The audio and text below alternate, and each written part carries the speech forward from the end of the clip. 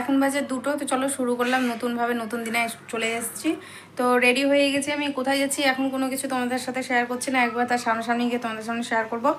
জোটোকে খাইয়ে দিয়েছি আর ডিমের হালকা করে ভাজা করেছিলাম, জোটোকে খাইয়ে দিয়েছি। দীপকেও ভাত দিয়ে দিয়েছিলাম, আলু ভাজা কালকে রাতে করেছিলাম, তো ওই আলু ভাজা দিয়ে আর ডিমের পোস্ট দিয়ে দিয়েছি। আর আমি অমলেট করেছিলাম, পাউরুটি দিয়ে খেয়ে নিয়েছি। তো খাওয়া দাওয়া কমপ্লিট হয়ে গেছে এখনকার মতো, পরেরটা পরে দেখা যাচ্ছে। তো কোথায় যাচ্ছি অবশ্যই জানতে পারবে, সেটা নিয়ে অসুবিধা নেই। জোটো তো খাটের নিচে চলে গেছে, জোটো সব দিক থেকে সব কিছু কমপ্লিট করে দিয়ে আমি বেরোচ্ছি। আর কোথায় যাচ্ছি চলো বেরিয়ে যাওয়া যাক, তাহলে জানতে পারবে। আমি রেডি হয়েছি কিন্তু ও রেডি হয়নি, ও রেডি হলে একবার একসাথে বেরিয়ে পড়বো, কেননা সব কিছুতে লেট থাকে। এখন স্নানে গেছে, স্নান থেকে আসলেই রেডি হয়ে আমরা বেরিয়ে পড়বো। বেরিয়ে পড়লাম। কিছুটা পথ এগিয়ে যেতে হবে, এটা অন্য রুট আছে।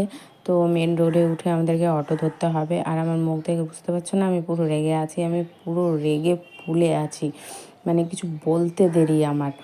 তো কিছু বলার নেই, চলো, সব সময় সব বাড়ি হয়ে থাকে, তো নিজেকে নিজে ঠিকঠাক করে রেখেছি আমি, যে দরকার নাই একটা কাজে যখন যাচ্ছি, কাজ তো নয়, আমার নিজের জন্যই যাচ্ছি আর কি। এই প্রথম আমি আর কি এখানে এসে দাও বা প্রথম, মানে এখানকার জায়গা পরিস্থিতি সেরকমভাবে তো এখনও বুঝে উঠতে পারেনি, তাই না? তো চলো একদম মেন রোডে চলে এসেছি। আজকে অটো নেই, আজকে একটা সভাও রয়েছে, জনসভাও রয়েছে আর কি, তার জন্য সব রাস্তাঘাট মনে হয় ফাঁকা, আমার সঠিকভাবে জানা নেই। তো দীপি বলছিল। তো অটোতে উঠে পড়েছি, অটোটা একদমই ফাঁকা ছিল, উঠে পড়লাম। আর দিয়ে এখন চলো বেরিয়ে যাচ্ছি এখান থেকে।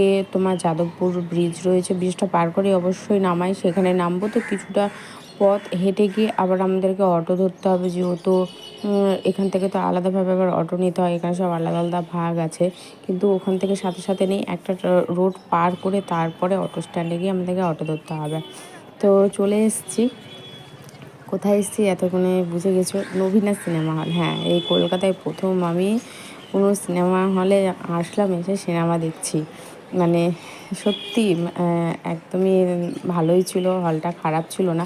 আমি তো লেক মলের ওখানে যে প্রিয়া সিনেমা হল না ছিল, আমি সঠিকভাবে নাম বলতে পারছি না, তো সেখানেই যাওয়ার কথা ছিল।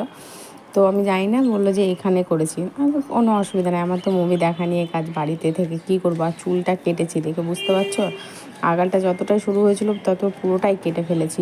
তো চলো এখন মুভিটা দেখে এনজয় করি, দিয়ে বাইরে এসে তোমাদের সামনে আসছি। এখন হচ্ছে টিফিন টাইম, তার জন্যে তোমাদের সামনে আসা। আর এখানে মনে হয় 2 দিন পর বিরিয়ানিও বিক্রি করতে আসবে, মানে একদম ট্রেনের মতো অবস্থা হয়ে গেছে, পরপর সব খাবার বিক্রি করতে চলে এসেছে। যাই হোক, এটা জাস্ট মজা করছিলাম তোমাদের সাথে। তো চলো শুরু মুভি করি। কমপ্লিট করে এইমাত্র বেরোলাম, এখন দেখা যাক কোথায় যাই। বাড়ি যাবো না, এখন এদিক ওদিকে একটু ঘুরবো, যদি ঘোরার হয়তো ঘুরবো, নাহলে বাড়ি চলে যাবো। তাই এখন ভাবছি যে কোথায় যাব, কোথায় যাব। আমার মুখে আবার ঘুরে ঘুরে গেছে, রোদে বেরোলাম, শুরু হয়ে গেল আবার শুরু হয়ে গেল পুরো মুখে। এখন একদম ছোটো ছোটো একদম গুড়ি গুড়ি অ্যালার্জির মতো বেরিয়ে পড়বে, পুরো মুখ চুলকাবে। তো দেখি কোথায় যাই। আজকে রবিবারের জন্য সবই বন্ধ বন্ধ, চারিদিকে ও আচ্ছা, না ওটার জন্যও অতটা নয়, কেননা রবিবার দিন এদিকে দোকান একটু বন্ধই থাকে, মানে এতটাও বন্ধ থাকে না, ব্রিগেডের জন্য আরো বেশি। মানে একেবারে ফাঁকা লাগছে, মনে হচ্ছে নেই কেউ, মানে থাকেই না, এমন একটা জায়গায় এসেছি মনে হচ্ছে। পুরোই ফাঁকা, পুরোই ফাঁকা, রোড দোকান পাশে সবটাই বন্ধ, গাড়ি ঘোড়াও একদম খুবই কম। আর সামনে অত দূর নামলাম না, রামলাল বাজারের পেছন দিকের যে রাস্তাটা রয়েছে সেই রাস্তাতে নেমে গেলাম। এই হাঁটতে হাঁটতে চলে যাব, পৌঁছে যাব আর কি। তো ওখানে এসে ভাবলাম যে কিছু যদি খাবার পাওয়া যায়। তো ভেবেছিলাম দই আছে, দই না, বললো যে এটা ক্ষীরের পায়েস। তাহলে ক্ষীরের পায়েস আর কেমন হতে পারে, খেয়ে দেখি চিনির, মানে কি বলবো, চিনি কামড়ালে যে চিনির যে বোঝা যায় না যে হ্যাঁ চিনি খাচ্ছি, তেমনটা আমার মুখ দেখে বুঝতে পারছো, সামনাসামনি তো আর কিছু বলতে পারি না। এটা অন্যদের কাছে ভালো লাগতে পারে, কিন্তু আমার দ্বীপের কাছে একটুকু ভালো লেগেনি, খুবই বাজে। আবার দাম নিয়েছে 50 টাকা, এই ছোট্ট একটা বাটি। সোজা বাড়ি আসলাম, কোথাও যাইনি আর, মানে এত খিদে পেয়েছে কি বলবো। ক্ষীর পায়েস পড়লো তো খেলাম, মানে বেকার ছিল ওখানে, তার কিছু বলতে পারছিলাম না। মানে মনে হচ্ছিলো শুধু চিনি জড়িয়ে দিয়েছে ক্ষীরটার মধ্যে, নাড়িয়ে চাড়িয়ে বাটির মধ্যে দিয়ে দিয়েছে, এত বাজে, এত ফালতু খেতে, মানে মুখটাই নষ্ট হয়ে গেলো। যাও বা খিদেটা পেয়েছিলো, মনে হচ্ছে অন্য কিছু খাই, সেটাও খাওয়ার ইচ্ছা করছে না। আসার সময় মুড়ি নিয়ে আসলাম, দেশি মুড়ি পেলাম। তো দেশি মুড়িটা ওই রকম দেশি মুড়ি নয়, এখানে না মুড়ি একদমই আলাদা। মুড়ি নিয়ে এলাম যে মাখাবো বলে, আর দীপ গেল, বললো যে তাহলে আমি মাংস নিয়ে আসছি। আমরা মার্কেট হয়ে ঘুরে আসলাম, কিন্তু কোথাও কোনো কিছু খোলা নেই, মানে একদমই বন্ধ। এখানে সন্ধ্যা না হলে না খোলে না দোকান। তো ও গেল হালতু মার্কেট গেল, বলে যদি ওখানে হয়তো খোলা হতে পারে, যদি খোলা তো আমি একটু থেমে নিয়ে আসছি, তুমি যাও। তো আমি চলে আসলাম, আর ও গেল হালতু মার্কেটে। আর হ্যাঁ, ফুচকা খেলাম 10 টাকা করে, ও খেলো 10 টাকা ফুচকা, আমিও খেলাম। মানে ইচ্ছা করছে না, মানে অন্য কিছু খেতে ইচ্ছা করছে, একটু পেট ভরার মতো কোনো একটা খাবার খেতে ইচ্ছা করছে আর কি।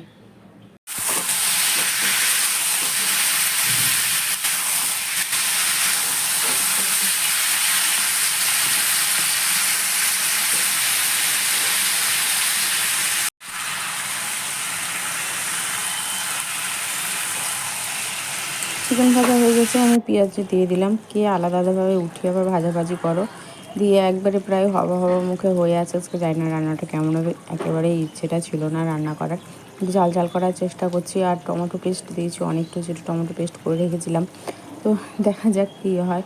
আর দেখো বাসন মেজে রেখেছি, বেশ বাসন জমা হয়ে গেছিলো দুপুর থেকে, কেন বাসনগুলো তো মাজা হয়নি। বেরিয়েছিলাম সিনেমা দেখার জন্য, এখানে দুধ গরম বসিয়ে দিয়েছি।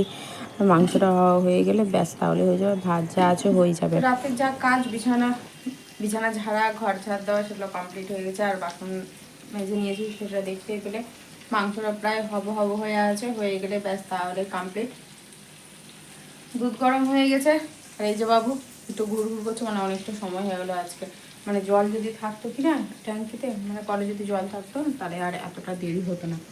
আর আমি ফোনই দেখছিলাম, ফোন দেখতে দেখতে কখন চোখটা লেগেছে যায় না। আমি দীপকে চা করে দিলাম, জোরোকে দুধ পাউরুটি দিলাম। তো দীপকে বললাম তুমি একটু খাইয়ে দাও, ও খাইয়ে দিয়েছিলো। তারপর কখন হুট করে চোখটা বন্ধ হয়ে গেছিলো, 8টা বাজতে 10 মিনিট বাকি, তখন উঠলাম ঘুম থেকে। চোখ মুখ মানে একটু চোখে মুখে জল দেবো, তখন এসে তো ফেস ওয়াশ দিয়ে দিয়েছিলাম মুখে, কেননা বাইরে থেকে এসেছিলাম। এখনও শুরু হবে দানা দানা গুড়ি বার হওয়া, দিয়ে হলো কিছু জল নেই। এই আস্তে আস্তে আস্তে আস্তে করতে করতে না পারতে দেখছি যে 9টা 20 বাজে। দীপকে বললাম, ওইও ঘুম থেকে সেই টাইমে উঠলো, ওইও দেখছি, আমি তো দেখছি ওই ঘুমিয়ে পড়েছে। দিয়ে আবার ফোন করলো, মানে নিচে যেহেতু দোকানটা খোলাতে হয় কি না, শুধু দোকানের পাশে সুইচ দেওয়া আছে, আবার নিচে যাও, তো বললো। দিয়ে আবার জল আসলো। এবার বুঝতেই পারছো, মাংস ধোয়া, মশলা নাই করা ছিল ঠিক আছে, কিন্তু ধোয়াটাও দেখবে অনেক সময় লাগে। মাংস ভালো মতো না ধুলে না, মুরগির মাংস দেখবে একটা কেমন গন্ধ লাগে। তো ওটা হয়ে গেলে ব্যাস তাহলে হয়ে যাবে। আর এখন মাথায় আমি তেল দেবো, চোখ মুখে আবার জল দেবো, দিয়ে খাওয়া দাওয়া করে আর কি। মাংসতে এখন পরিমাণ মতো জল দিয়ে দিব, যতটা প্রয়োজন তার থেকে একটু মানে বেশি আজকে দিয়ে ফেলেছি, আর কি বলবো। যাই হোক, কিছু করার নেই। মানে মশলাটা মানে আমাকে আরও ভাজতে হতো, আমার যা মনে হচ্ছে। 10টা বেজে গেছে, জোটোকে খেতে দিতে হবে, এদিকে আমি এনার্জি পাচ্ছি না। বুঝতেই পারছো, সব দিন তো সব কিছু সমান যায় না। তো যা হয়েছে হয়েছে, ও খাওয়া যাবে, কিচ্ছু হবে না। একদিন একটু 19-20 হতেই পারে, তা কি আছে। আলুগুলো তো দেখে মনে হচ্ছে সেদ্ধ হয়নি অতক্ষণ ধরে ভাজার পরও, মশলাতে তার মধ্যে ওকে অতক্ষণ ধরে রান্না করা হলো। জানি না, খাওয়ার সময় একদম ভালো মতো বোঝা যাবে। আতপ চাল দিয়ে ভাত খাওয়ার মজাটাই আলাদা। কাদের কাদের ভালো লাগে একটু আমাকে জানিও। তো ভাত করতে সময় লাগবে, তো কি করব, ওর মতো করে ভাত ছিল জোটোর আর ওর, তো আমার জন্য আমি আতপ চালের ভাত বসিয়ে দিলাম। আমার খেতেও মজা লাগবে, হতেও সময় লাগবে না, একদম 10 মিনিটের মধ্যে চাল আমার রেডি। তো চলো আজকের মতো এখানে, টাটা।